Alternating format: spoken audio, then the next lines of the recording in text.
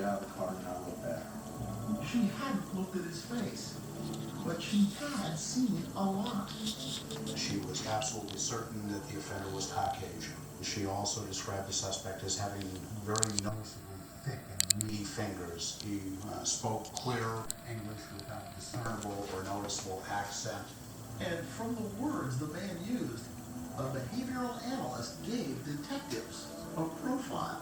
The offender was not well educated, was kind of a loner, likely employed in the construction trades.